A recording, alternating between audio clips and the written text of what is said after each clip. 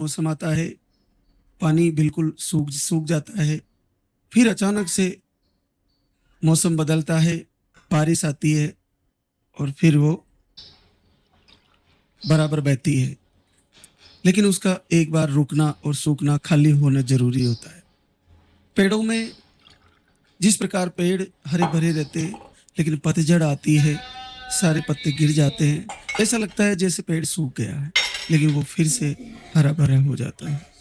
धरती माता तपती है, उसमें दरारें पड़ने लगती है, तेज तपन होती है, उसके बाद फिर से बरसात शुरू हो जाती है।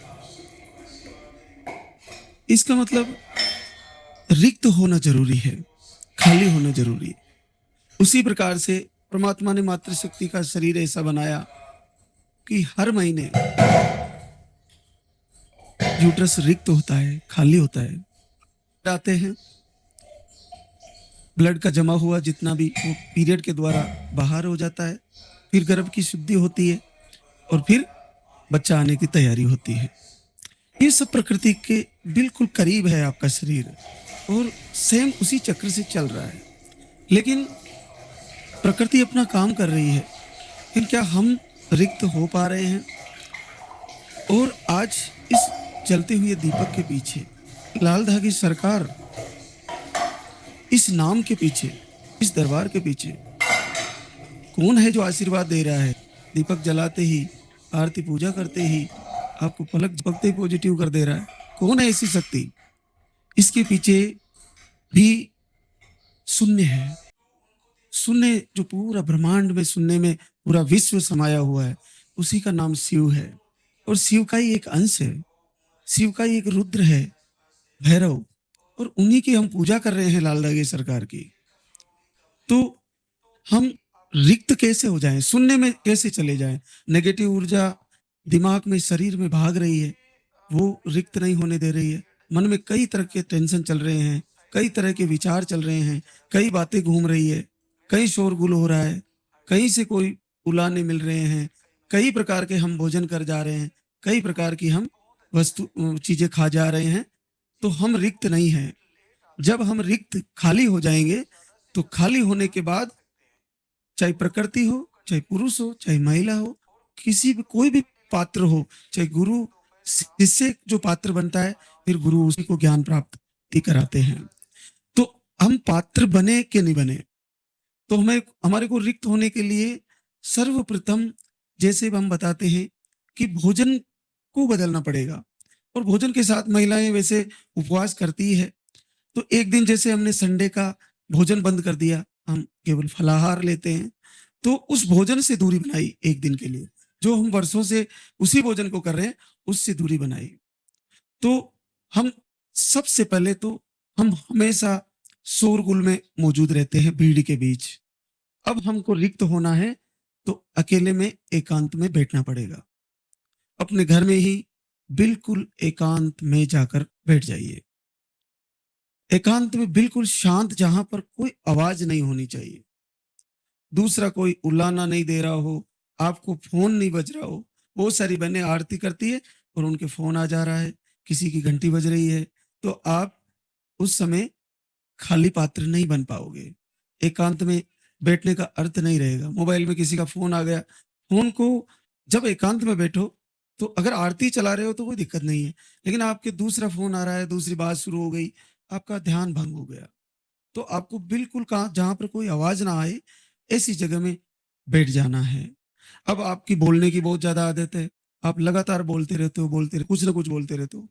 अब आपको शांत हो जाना है, बिल्कुल भी नहीं बोलना है, कम से कम बोलना है, सुन्न हो जाना है, खाली हो जाना है। आपके पास कोई शब्द ही नहीं है, रिक्त हो जाना है। इतने शब्द भरे हैं दिमाग में कि बोलने लगे तो चौबीसों घंटे तक हम रुके ही नहीं, बोलते जाए, कुछ नहीं बोलना है, शांत हो जाना है। बोलना बंद किया, और अब हमने सुनना भी बंद किया, कोई आवाज नहीं आनी चाहिए, एकांत में बैठ गए, शांत बैठ गए। अब उसके बाद हमने देखना भी बंद किया, इधर देखा, उधर देखा, बाहर देखा, मोबाइल में देखा। हम देखते रहते हैं, हम आरती कर रहे हैं तो भी देख रहे हैं, हम शांत बैठे तो भी इधर उधर देख रहे हैं। कुछ नहीं देखना, दीपक जलाया हुआ है सामने, दीपक की लो को देखिए, आंखें बंद कर लीजिए, सरकार की तस्वीर लगा रखी है, दर्शन करिए, आँखें बंद कर लीजिए। शांत बैठ जाइए, सीधी गर्दन करके, सीधी रीढ़ की हड्डी रहनी चाहिए, एकांत में बैठिए, 10 मिनट ही बैठिए, बिल्कुल शांत बैठिए। आपको ना बोलना है, ना सुनना है और ना अपनी तरफ से किसी को कुछ कहना है। अब देखना भी कुछ नहीं है, कोई टीवी चला रहा है, आप आरती कर रहे हो, बच्चा बीच में बच्चे ने टीवी चला दी, टीवी में न्यूज़ आ रही है, पता नहीं टीवी में वो मोटू पतलू चालू हो गए, क्या हो गया, आपका जो ध्यान है वो नहीं होगा। तो आप टीवी को भी बंद रखें, बाहर से गाड़ी किसी की आवाज़ आती है, तो आप बंद कर दें उसको, मकान का गेट खुला है उसको बंद करें, बिल्कुल शांत। उसके बाद आपको जैसे कोई गंध आती है, किसी के घर भोजन बन रहा है या पास में रसोई है, अब रसोई में मसाले की छोंक लगाई, आप इधर आरती कर रहे हो, तो आप आरती में नहीं हो, मसाले में चले गए, जिसमें आपने उसमें लहसुन डाला या उसमें जो भी गरम मसाला डाला, आपका मन, आपका ध्यान उस गरम मसाले में चला गया। वो समस्या, तो हमारे को गंध भी नहीं आनी चाहिए किसी की, इससे भी बचें। कोशिश करें कि हमारे को ऐसी गंध नहीं आए। अगर ऐसी गंध से बचना है तो इससे एक और तरीका, कपूर को हम जला सकते हैं। दीपक जलाने के बाद भी एक अलग दीपक में कपूर जला सकते हैं। कपूर जलाने से नेगेटिव ऊर्जा का भी लाभ रहेगा उसको दूर करने के लिए, और दीपक आपका जल ही रहा है तो वो दूसरी गंध आपको नहीं आएगी। तो हमारे को सूंघने की जो नाक में गंध आती है वो भी दूसरी गंध आएगी तो ध्यान भटक जाएगा।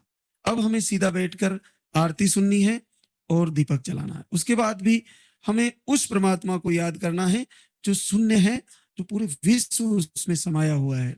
शिवम शिवम, ये भगवान शिव का ही नाम है। हमारी सांसों का ध्यान करते हुए चाहे 5 मिनट करें, सांस आ रही है और जा रही है, हम खींच रहे हैं, छोड़ रहे हैं, हम खींच रहे हैं, हम छोड़ रहे हैं, ऐसा करके बैठ जाइए 5 मिनट। इससे आपका मन पूरी तरह एकाग्रचित होगा।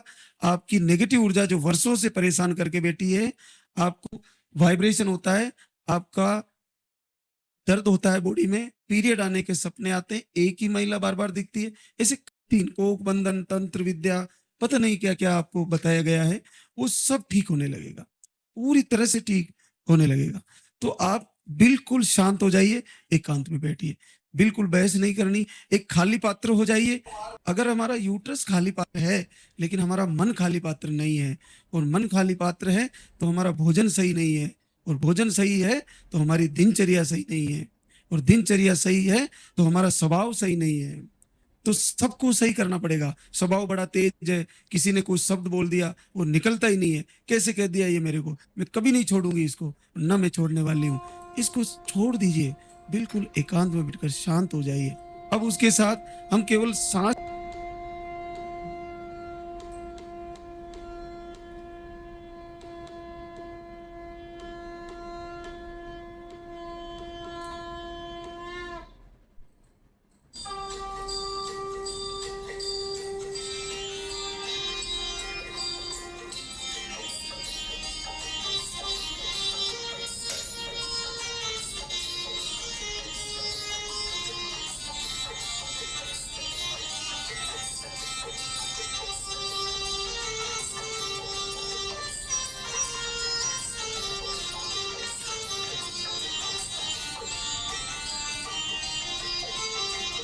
जय जय जय भैरो नाथ तुम्हारी, लाल दागे सरकार तुम्हारी। जय भैरो दर बार के दाता, धर्म गोद में भी जगत विधाता।